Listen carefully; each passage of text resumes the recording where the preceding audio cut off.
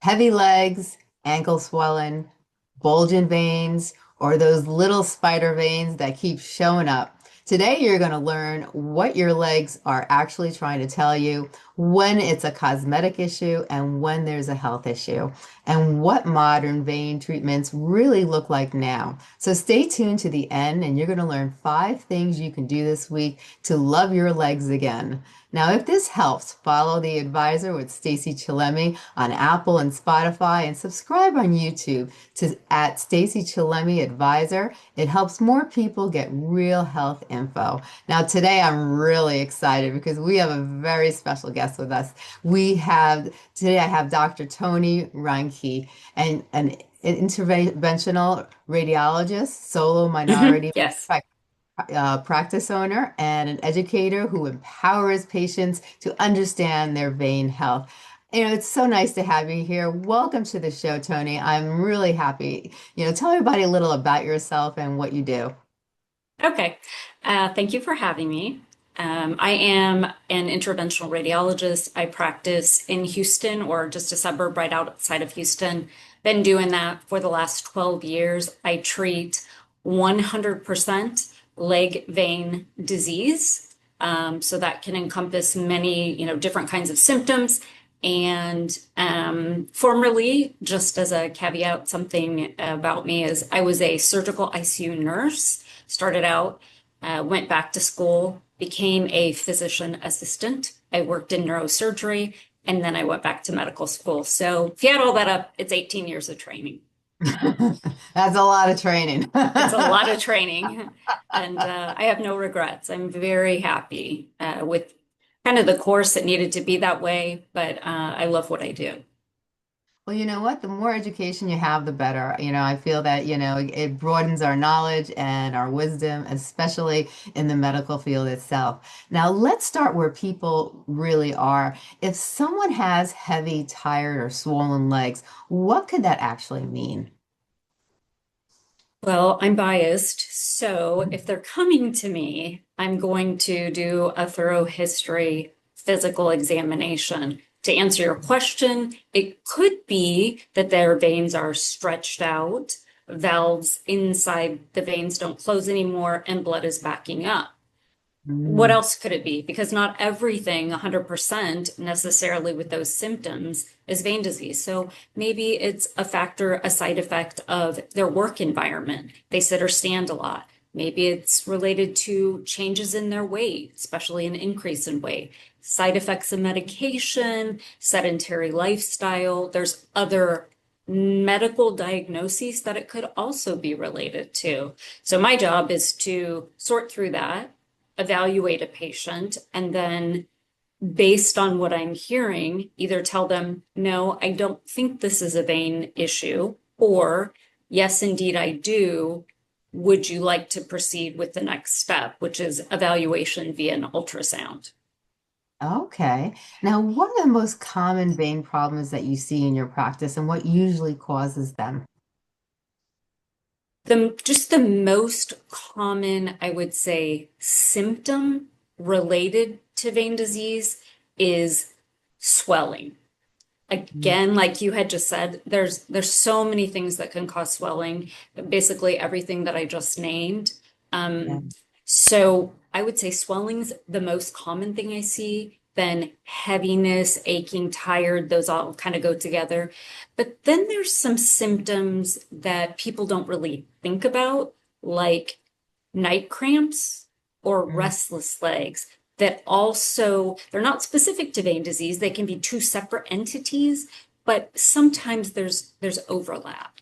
So Okay. Because a lot of people sometimes, they think veins are just cosmetic in your world, but it's really not. So when you get those symptoms that you just mentioned, it could actually be a health condition or even a serious health condition.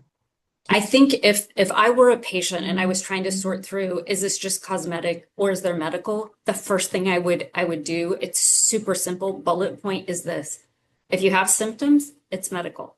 If you don't, all that's wrong with your legs or all that concerns you, I should say, about your legs is how they look and you don't have any symptoms, that's cosmetic. Bottom Okay. line. Hmm. That makes it very simple. Yeah. Now, who is at risk? Like standing jobs, like pregnancies, weight, genetics, Yes. So the number one risk factor for vein disease is genetic. If Mm. one of your parents has vein disease, you have a 50% chance. If both of them do, it goes all the way up to 90. So number one risk factor is genetics. Then if you add on obesity, the Mm. pressure in the abdomen as you increase weight gives additional pressure on already stretched out veins, causing more backward blood flow. So, obesity, an occupation where you're sitting a lot or you're standing a lot. And that's because of gravity. So, you have stretched out veins, blood's already going towards your ankles instead of towards your heart. And then gravity keeps pulling at that blood. So, occupation where you sit or stand a lot. For females, you did mention pregnancy, and it's the change in hormones. So, not Oh, just being pregnant, but as a female, we're at a little increased risk because estrogen and progesterone both cause even more stretching or relaxation of already stretched oh, out veins. Hmm. really? Yeah. Yeah, because I know before the show we were talking and you mentioned that it was a 50% chance if your mother has it. So I'm going to cross my fingers and keep hoping that my father's DNA so far so Right, far right. I feel like I have my dad's DNA. So I'm just going to cross Yes. my mom has Yeah. those the varicose veins, but she got rid of them, but still I'm crossing my fingers. Okay. I'll cross my fingers for you too. Yeah. Thank You would, you. I mean, honestly, you would know if you have symptoms, right? And just because you have vein disease, this is a big thing that we emphasize in my office. Just because you have it, it does not mean you have to be treated.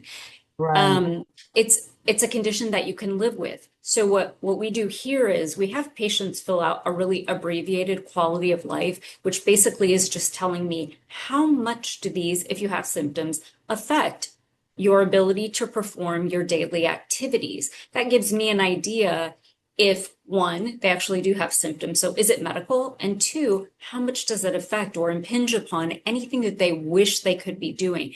Putting all that together with their history and physical, I can advise them. I like that. And it's so important to get advice from a doctor and not make your own conclusions and decide because there's so many products out there. I see it all the time.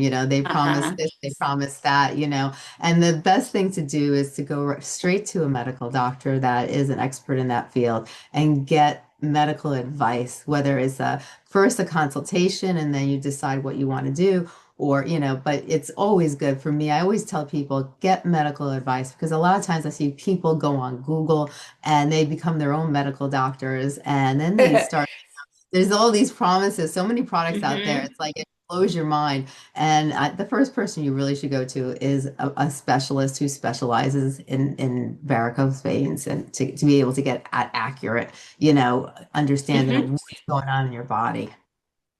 I completely agree with you. What I kind of take home points for patients that I always say is first, in my office, consultations, which are about 15 minutes, are Mhm. done by me. So you're actually seeing the physician. They are completely free. So if you call and you schedule a consultation, we're going to book that appointment for you and not plan on seeing anybody else and not charge you for that. So it doesn't get to me, it doesn't get any better than that. There's nothing better than free medical advice with no obligation. And that's wonderful because a lot of times I will go to doctors and they charge you for the consultation. So that's amazing that you offer that. Yeah, I think so too. I think I'm very blessed. I worked really hard, got to this point. I own the practice and I'm the only practitioner here. And so it's a privilege to me to be able to do that.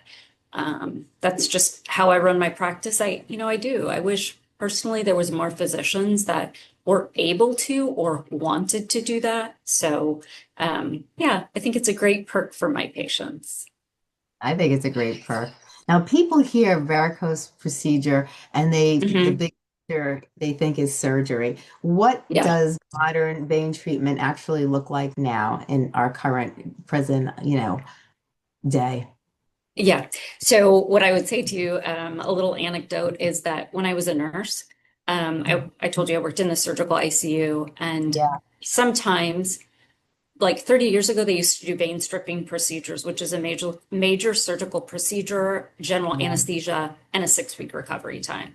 yeah, Now it's come full circle for me professionally, where I've gone from nurse, where we would sometimes recover those vein stripping patients if they were having a lot of pain or couldn't, their pain couldn't be managed, to yeah. now the procedures that I do are approved by insurance, Mhm. performed in the office. So I perform them here.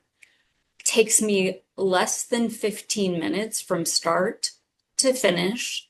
Patients are back immediately to their normal Wow. activities. So there's no downtime, there's no bed rest. We need our patients up and moving, and they do so without narcotics or pain medication. Ice and Motrin is typically all they need. So it's really nice. I think, for patients knowing that, so that's part of education and outreach, is teaching people that.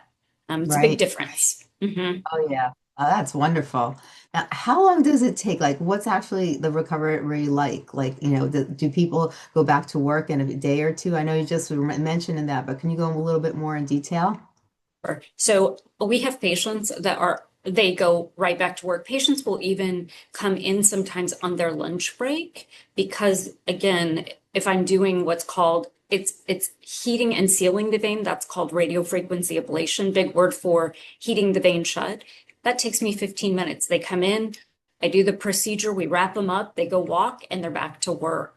So there is no downtime. We have, like I said, sometimes on lunch breaks, other patients will ask me, I'm a runner, I'm an avid runner. Can I get back to running? Yes, you're back to your normal activities immediately. Wow, I love that. Now, I what know. can, it's amazing, Yeah. because you Right? know, well, there's so many things that people do, that used to, when you go for surgery, you had to, like it took a long time to recover. And, nowadays there's a lot of procedures that they figured out ways where people can actually just go for the procedure Hmm. and, within a very short time, go back and just continue their daily routine. And that to me, that's amazing. It's huge. It's huge for patients, for their comfort, et cetera. But having these minimally invasive procedures, sometimes even having like robotic surgery where it can be much more precise. Obviously, I don't do those, but I'm just saying, yes, there's been a huge evolution in the technology in Yeah. medicine that allows me now to be able to work through catheters, which are like little flexible straws that I use Yeah. to heat and seal the vein, and then boom, they're back. There's no downtime. Oh, that's truly amazing. Now, what can people try at home first, like compression, movement, elevation, before they come to see you? That's a great point. And what I would say is most insurance actually requires a trial period of compression hose. So if I were going to say to patients too, if you want to get ahead of the ball before you come in for your free consultation, start wearing compression hose as soon as you think about it. Mhm. So yes, compression hose help. Now, these are medical grade compression hose. So what they're doing is they're taking your big stretched out vein, and I tell patients it's kind of like it puts a hug on the vein, just a little support. So not Yeah. as much blood is pooling in those veins. It's the pooling of the blood that sets up this whole inflammatory cascade, swelling, aching, etc. So compression hose is one thing. Another thing is anytime, whether that's during the day when you're working at home or otherwise, you can elevate your legs. It could be on just a box or a step, or Yeah. at the end of the day, putting your legs up on pillows. That's a great way to do it. Even something like ice. So if you have a lot of swelling and at the end of the day, you can put ice over your legs, do that 10 minutes every hour or something, it's going to decrease inflammation and swelling. So those are some things that patients can do. There's even herbal supplements. I can tell you that on Amazon, there's something called diosmin, which if you imagine a cycle of inflammation and swelling, that herbal supplement kind of helps to decrease that cycle of inflammation. And so I Yeah. have recommended that to patients. It's not something that works right away. It's not like a Yeah. water pill, but Right. over the course of maybe a week, they might see some decrease in their swelling and inflammation. Those are probably the biggest things. Walking is the best exercise you can do. Yeah, you hear that all the time. Some people, Yeah. for the longest time, people thought it was like power walking or running or jogging, but actually, it's just regular walking. If you could just walk outside for a specific amount of time, it's Yes. it's the best thing for you. Yes. And the reason that works, whether it could be a treadmill inside, it could be swimming. When you're contracting those muscles in your legs, you're Yeah, forcing the blood that's just sitting there to go the correct way, which is towards your heart instead of towards your feet. So you're at least temporarily decreasing that pressure, decreasing the inflammation. And then you do yeah. that for 15 to 30 minutes and you've reset that pressure. So it's good. It's good for your mental health, for your physical health, for your vein health. But it's definitely the number one exercise that I recommend for my patients. I love that. Now, when is it time to stop, doing it yourself and see a vein specialist? For me, what I say is if it's to the point where you're starting to modify things that you'd like to be doing or you're no longer able to do something that you want to do, I'll give you a Yeah, for example. I have several of my patients who will say that because they have so much swelling and aching in their legs and in their feet, they've had to go up a couple of shoe sizes. Definitely. That's like, yes, that patient definitely should come in and just explore some options for them.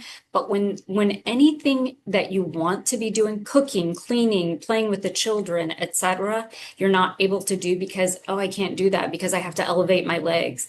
That's the yeah, time. I think at least come in and get education. Again, it does not mean that you have to have procedures.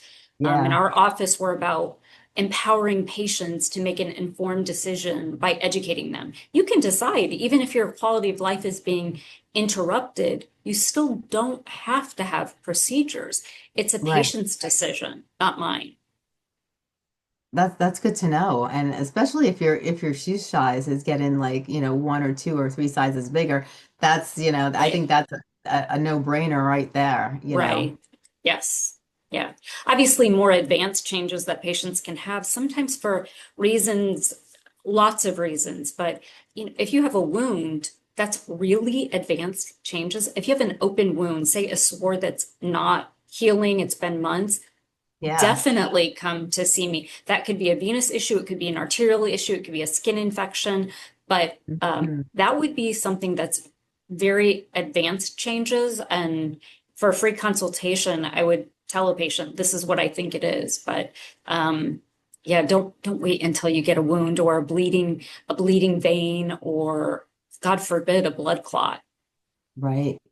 Oh, that's good to know. Now let's Mhm. talk insurance. When do vein issues get covered, and when there's pain, swelling, or skin changes, is that the time where insurance companies will say, yes, we'll cover that? In a nutshell, yes. Like if I were just bottom lining it, yes, that's what I would say. You have to have symptoms, and usually it's some kind of skin changes, whether that's swelling, darkening of your skin, or if you're fair skinned, it might be just a pink um, discoloration that starts at your ankles. So Yeah. changes in skin, swelling, plus symptoms. That's why it's important for us to delineate, is it cosmetic or is it medical? If it's medical, that's when they'll cover you. I think what I would want to say about insurance, certainly it's complicated. In my opinion, maybe intentionally so, but it's very complicated. And so there's no cookie cutter insurance. That's why for our office, we do a lot of homework for you before you have any procedures so that you know kind of any financial obligation per your insurance plan. We don't Yeah, decide those things. It's your insurance plan. But oftentimes patients assume, oh, it's covered. Yes, it's covered, but you owe a visit every time you come to me, you owe a copay, or you might have a deductible. And so we do a lot of education about insurance with our patients as well. that's really good to know. Now, your path is amazing. You were RN, you're a PA, and then you went to med school and interventional radiologist, and and now you're a practice owner. What kept you going through the 18 years of training? I Because would that's a lot. say it is. What I always try to tell like my anybody that I'm on social media that I interact with, I try to well, I do. It's easy for me. Anything that I'm going to do is try to be supportive, encouraging to people. So because that's not really the experience that I had. Maybe that was partially me. Maybe that's because I'm a first generation to Right. go to college. But the thing that kind of kept me going was the thought of ever having to go back to the Yeah. circumstances sort of that I grew up with. I I did not ever want to go through that again. And so what I did was I was able to educate myself. So anytime there was something hard, if it was stressful, if it was a failure, if whatever it was, I just said, keep going because once every step that you take is going to keep you out of or potentially where you came from, which was, an uneducated, neither one of my parents, my mom didn't graduate from high school. It was a lot of like toxic cycles that I broke. And so I think that was it. Kept me out of trouble. And despite everything, I just kept going. I love that. Kudos for Mhm. you. Thank you. Definitely. Yeah. Now, if it, why was it important for you as a minority woman physician to own your own practice and control how your patients are treated? Wow, this is a great question.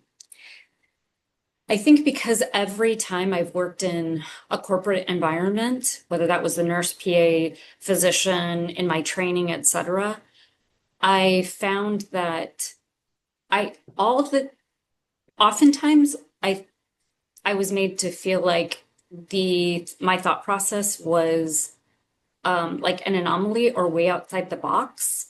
Yeah, And I knew if I could start my own practice and run it the way I felt like patients should be treated, whether that's figuratively speaking, how we interact with them, yeah, or literally speaking, doing procedures, I I would give them like VIP treatment because I didn't always feel like in all those years that I felt like there was more that patients could be given. yeah, And so by starting my own practice, honestly, I have been able to do that. I feel proud of my team yeah. who just embraces that. My patients love it. There's a certain, I mean, kind of patient that really gravitates to me. Hmm. Um, and I think that's a patient that wants to be informed and educated and have a decision about their care. But Yeah, yeah, I knew I had enough experience as a nurse, as a PA, that when I went into medical training, I definitely knew what patients wanted, which was time with their physician, quality time with their physician, and being educated about why they're having procedures or not, or what's going on, and then people who listen. And so once I thought about it, I was able to do it. I knew I had the skills. I knew I was smart enough. I put it all together and I saved some money and didn't take a loan and started my own practice. And it's the best decision I ever made. Like, I love what I do. that is so amazing. And I'm so proud of Yeah. you. it's important, to be able to be a minority and be able to be a woman and to be able to be a successful businesswoman because you're not only, helping people as a doctor, but you're also running your practice and you really have to have knowledgeable business skills also. People don't realize that, but in order to be successful in your practice, you have to understand business also. So, understanding both sides of the boat, I guess, it's Mhm. it's a really important factor. And I love that, and I think it's so important also, nowadays I know in my state, doctors don't spend more than 15 minutes with you. They're in and they're out, and a lot of it has to do with the laws rather than what the doctors really want to do. A lot of times, doctors are told they can only spend X amount of time and they have to go to the next patient and then the next patient if they don't have their own practice. And let's say they're working in a clinic or a hospital. And, Yes. so a lot of times, people don't get the treatment they want. And it's not very, it's not always easy to find a doctor who listens. And you can tell the ones who really listen and care versus the ones that are just there, and, sadly, Yes. I've been in doctors' offices and I'm thinking to myself, why did they become a doctor? I And know, right? Me too. you I know, didn't, and that's what I didn't want to become. I didn't aspire to be that. yeah, I want to be the physician where oftentimes, I mean, we have great Google reviews. There's a reason for that. Those patients yeah, aren't writing those reviews. Be there's I mean, the praise that we get, it's unheard of almost. And I can't take full credit for it myself. It's my whole team. There's four of right. us, actually five if you include my bookkeeper, and she's a very important part of my practice Yeah. as well as my CPA, right? But I mean, the Hmm. whole team embraces it. We all have our special Yeah. niches, we'll say, within the office. Yeah. But yeah, I mean, the whole it's like the amalgam, all of us coming together is Yeah. it's the special sauce for sure. Yep. I love it. Yeah. I love it. I'm really proud of my team and my practice. I think we're Yeah. doing it right for sure. It sounds like you're doing it right for sure. Yeah, Now, you do international outreach minorities like underserved and some pro bono. What I do. barriers do you see in vein care for these communities? Well, I think at least in Texas, so I'm in Houston, there's a large both Vietnamese population, Hispanic population. So those are two areas that I try to focus on and do outreach, whether it's community outreach, uh, healthcare drives. Um, Also, I have my staff is I have one Spanish. My receptionist speaks Spanish, and then I have two staff members that are Vietnamese. So we're always doing outreach. Very intentionally. African American is another one. So for all these people, whether it has to do with your culture or not, it's Yeah. trying to do outreach for people that don't have the resources or are undereducated or just have been misdiagnosed. Yeah. And so I take a lot of pride in that because it's intentional the way I'm moving in my practice. Even on social media, I was just talking to my staff about this. Even when I interact on social media, it's always intentional. So sure, there's like general um, other websites that I'll follow, not websites, but platforms that I'll follow, like just general Yeah. ones. But there's also things like maybe the University of Houston Hispanic alumni or Yeah. the Black Chamber, the Houston Black Chamber of Commerce, et cetera. And Right. I don't just follow them, I interact with them like intentionally daily. So, because Yeah. I want people in those sort of populations or even those like tiny pockets just to be aware. You don't have to come to see me, but I do want you to know that vein disease exists. It's a medical diagnosis and there's treatment for it. I love that. Yeah, and that's wonderful that you do that. Now, if someone is listening who thinks I can't afford this or it's just cosmetic, what would you tell them? I would tell them to fly or drive to Houston. Or you can DM me on socials. I do some pro bono work. It tends to be, so what I would tell you is it tends to be people who have really advanced changes of their legs because I feel like Mhm. they can benefit maybe the most. Other Yeah, patients that don't have such advanced disease, maybe we can do some comfort measures before, but patients especially that have really advanced changes, yes, I do some pro bono and it's case by case. But right. just a couple, maybe a month ago, I had a lady fly in from California, and I treated her for free. All of her all of her care was for free. It's not just like one vein. It's all of her veins, all of the follow-up, etc. And she's doing really well. We've connected with her, we've talked to her, and her symptoms that she was having have decreased, maybe not gone away 100%, but they've Yeah, decreased and her legs are feeling better. So yes, there are some cases that I do that I don't charge patients for. We also yeah, have cash pricing and we also have payment plans for patients. So, if I can't do 100% free based on my practice dynamics, then yeah. I might be able to do a payment plan for you. Oh, that's wonderful. Now, Yes, ma'am. for people who sit and stand all day, what are the Mhm. two or three habits that protect their vein health? Wearing compression hose, maybe making sure that if you do sit primarily or stand primarily and you're not moving around, you can do something really easy like get up from your desk, walk around every hour your desk for 5 minutes. Just something where Yeah. you're getting the blood moving by Right. moving that blood and then drinking plenty of water. I know everybody says that, none of us do it, or at least I don't. I'm guilty. But if you can drink plenty of fluid, flush out the toxins, those three things. I love that. Now, how do weight and hormones and pregnancy affect the veins, and what can women do to about that?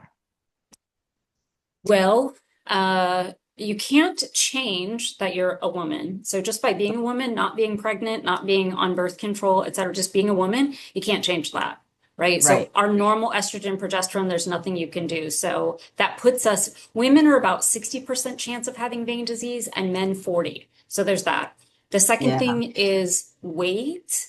I mean, that is so complex. I always think this like if everyone could be skinny, people would be because they know, well, I'm hear me out because I don't want a bunch of backlash. But what I'm saying is, if you knew what's like not good for you and it was so easy to do, everybody would. It's not. There's no magic pill. So being morbidly obese is going Mhm. to increase the pressure in your abdomen, which translates down into your legs, and it does make because of gravity, it makes the veins that are already stretched out, now they're even more stretched out. Right. So if you can drink plenty of fluid and walk, get dedicated walking in a treadmill, swimming, walking outside, etc., that's helpful.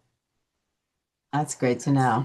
Now, what happens if we ignore vein disease too long? What does the late stage look like? So, some of the worst cases that I've seen, I do have stuff on my website, on Instagram and Facebook and TikTok, but just to tell you what they look like, it's usually really dark skin. It's going to start from the ankles and work its way up towards the knee, Mm, again, because of gravity. So, the highest pressure is at the ankles, and you see that yeah. darkening starting to come up towards the knee. So, that's a really advanced change. Anytime you have bleeding veins, advanced changes, big ropey varicose veins, if they're hurting you, itching, burning, that's advanced. And then if you have wounds, especially at your ankles, like they don't have to be huge, but if they're small cuts in your skin and they're just not healing, definitely that's advanced changes. Wow. Now, are spider veins always harmless? Well, I would say spider veins are, but what happens is patients will call in and say, "Oh, I just have spider veins. I just want to get them treated." But then they come in, and once we start to give them education, their idea of a spider vein is a little bit more. So Hmm. that's why, as you mentioned at the very beginning of the show, they do need to talk to a doctor because it's one thing to have spider veins. It's another thing if there's like different types of veins. So if Yeah, they're true spider veins, yeah, they're harmless, they don't bother you. But oftentimes we see that it's not just spider veins. So that's right. why, talk to a specialist, board certified vein specialist. Yeah. Now, the best type of compression for everyday workers, what would that be? I would say the type that you'll actually wear. And then I would say, and then I would say the type that fit. And then I would say the lowest grade possible Hmm. that you're actually going to be able to put on. Right.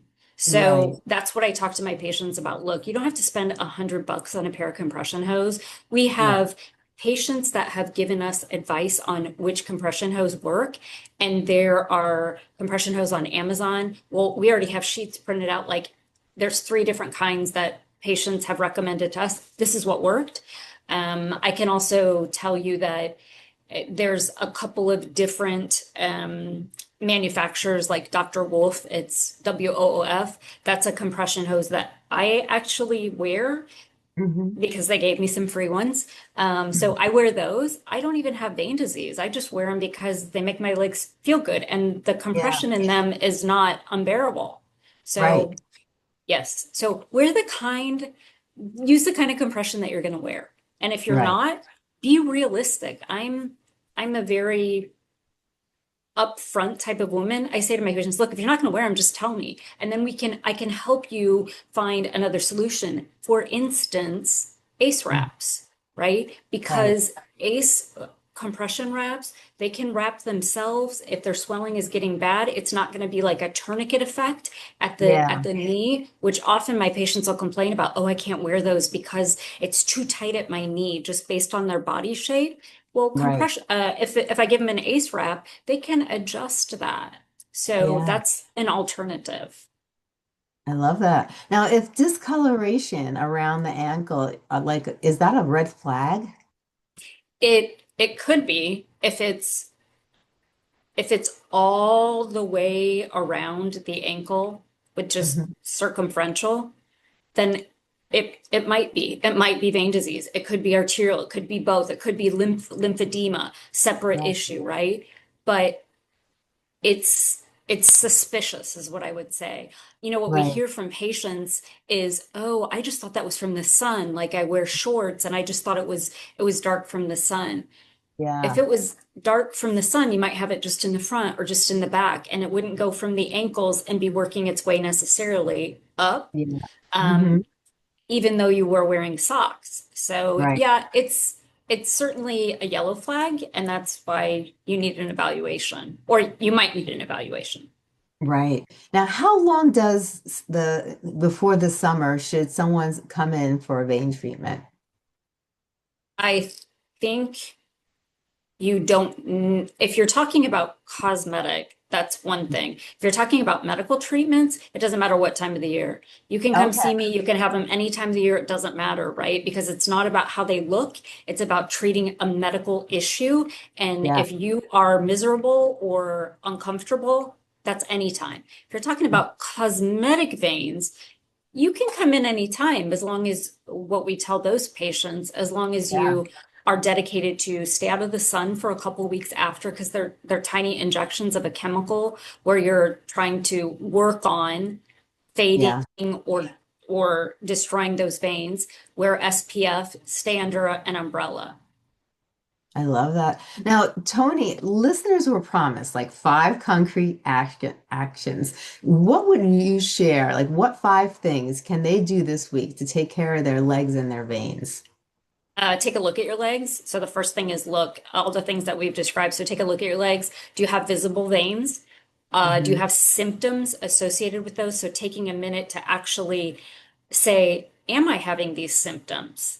Um, Probably consider getting some compression hose. So if you do have symptoms, consider getting some compression hose. $20 off Amazon, they'll deliver it to your door. And just for overall good health, Hmm. throw in walking. Dedicate, I'll do it 3 times for 15 minutes this week. Right. I love that. Now, so where can people find you? Okay. I'm in Houston, literally. And then if you want to go to my website, it's my last name, Reincke, Vein, Center.com. Tons of information there. On Instagram, it's my last name underscore vein dot center. So Reincke underscore vein dot center. On Facebook, it's Reincke Vein Center. And TikTok, it's Dr. Tonie Reincke. I love it. Now, can you tell people some of the services that you provide and what you offer in your practice? Yes.